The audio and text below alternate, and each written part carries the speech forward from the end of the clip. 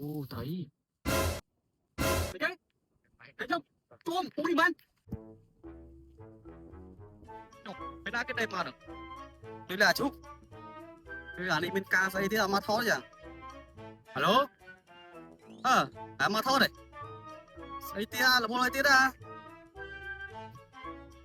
Bạn máu mẹ thôi tại. Ba cho.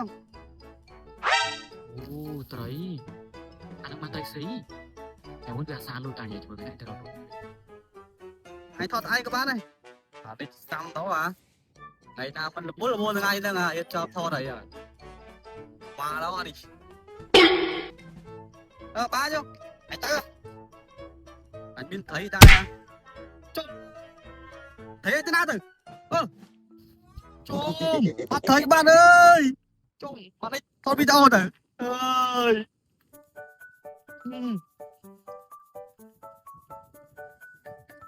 Là tấn nổ anh ấy plơ đã sẽ bài trường ở Việt cắn. Bây giờ bài trường plơ mày.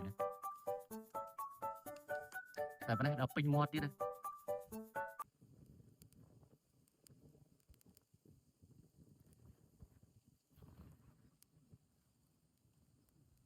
Ôi cái này là mồm. Tao nói nè, tại đang chứ lụa đang hay nơi na đó nè. Còn ngoài thế kìa không? Đấy, ngoài thế kìa. đây. Trôm. Cái nướng không? Nướng à? Cái nướng không? Ngoài mình khoan thấy xoay à? Khoan đây. Thấy xoay. Ngoài mơ là chẳng nhạy na đấy. Rồi thấy trong mặt. Nhưng mà họ ngay là khơi thôi nè. Họ đang ấy. Trong nhưng họ sông si đãi không? Heo nè. Đó, đang. Ồ, Chỉ có nếu nếu mò mọi ơi. Cùng heo không? Kéo bây giờ. Wow, bố ơi. Ngoài bên phía. Chọc bạt bố ơi.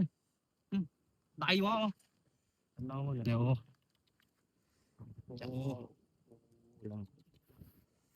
Ôi, nó chóc không? Không không. Không.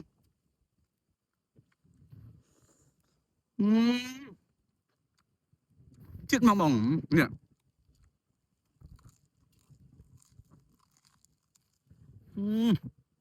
Đúng không?